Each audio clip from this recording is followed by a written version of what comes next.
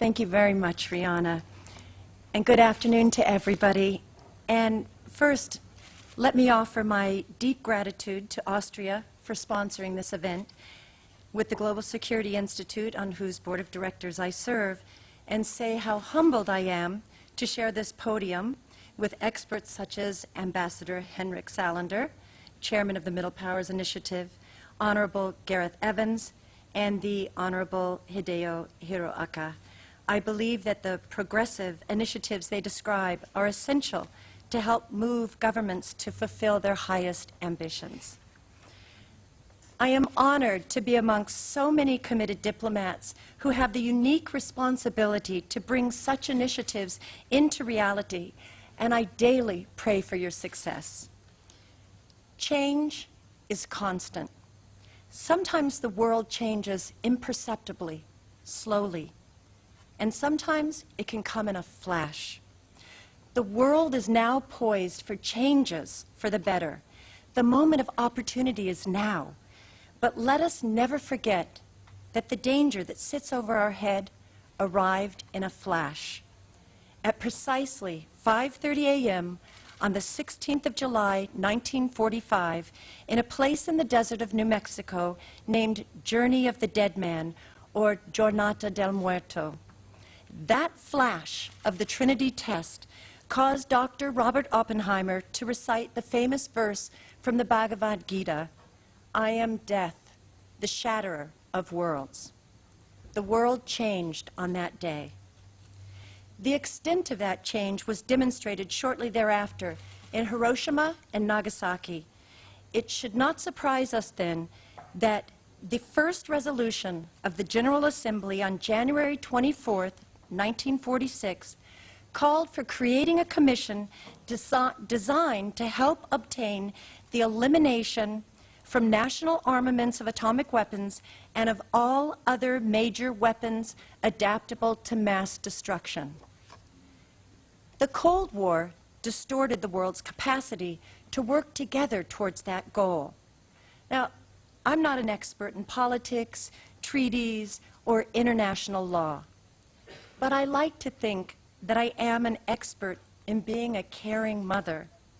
And there are several billion other such experts out there, and I believe I speak in unison with their hearts as well when I say the Cold War is over. Let's not pass on the legacy of these horrific devices to our children. It's time we really began working together on real common purposes. If for no other reason, let's do it for our children. Cooperation with one another is no longer an option. Cooperation amongst nations, no longer an option. Cooperation with nature is no longer an option. These are all necessities. Does anyone think their country should rule the world and make everyone live like them? Does anyone think that the rules of the sandbox should not apply, should just be tossed aside when it comes to international relations? Nature, Mother Nature also has her rules, and we must learn quickly to live by them. Can we protect the oceans, the rainforests, or the climate without global cooperation? How about a sense of reality and humility once in a while? Where is our sense of human security with half the human family living on less than $2 a day, and the Millennium Development Goals so easily met with a mere fraction of what is spent on militaries? Can we fulfill our basic sense of compassion and justice without a new spirit of cooperation? Have we not recently seen that the metrics of unbridled selfishness led to the folly of loneliness and spiritual poverty? The economic crisis has shown us that if we worship our unending appetites of greed, our system itself will fail. We simply must establish some sense of balance and proportion, a new sense of cooperation amongst all peoples of all races and religions is a new necessity. if we are to live with any sense of human values. Can we rid the world of nuclear weapons without cooperation? And here we need a change akin to the flash of the beginning of the nuclear age. We need a wake-up call as clear as the first explosion itself. It is for us here to assert that call. Would it have been correct to say, oh, let's treat the slaves better, and that will bring stability and justice? People did say that, and they were wrong. Can we rid ourselves of the threat posed by nuclear weapons by saying they can be held responsibly, reliably, and dare I quote our military planners, by saying safely by some and not by others? Can we prevent their spread while we rely on them? Can you convince your children not to smoke while you're puffing on a cigar? The whole world is actually relying on the security of each of the weakest links in the security chain, and all are downwind should any make a fatal miscalculation, be subject to computer error, or simply be subject to human fallibility. I don't have a great deal of confidence in the situations in South Asia or the Middle East when I remember that last summer, at least a half a dozen U.S. nuclear weapons were unaccounted for an entire afternoon. Nuclear weapons are more of a problem than any problem they seek to solve.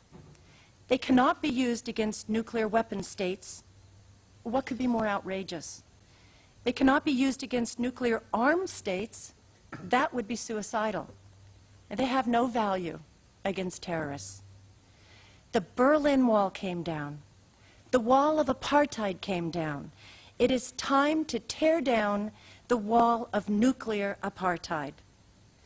On April 5th, 2009, in Prague, President Obama stated in no uncertain terms that the United States is committed to a nuclear-free, weapons-free world.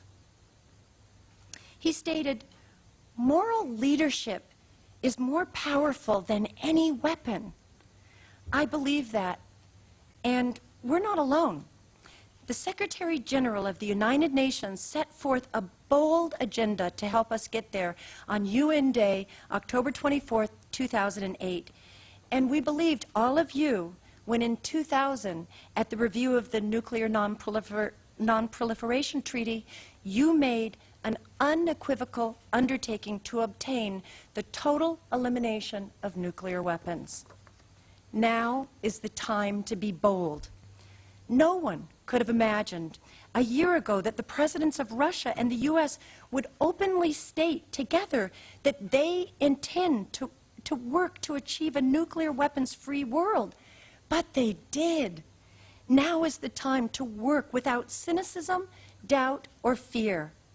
I want to be able to tell my children that I met the men and women who worked to free us from the terror of nuclear weapons, the men and women who decided to change history and save history.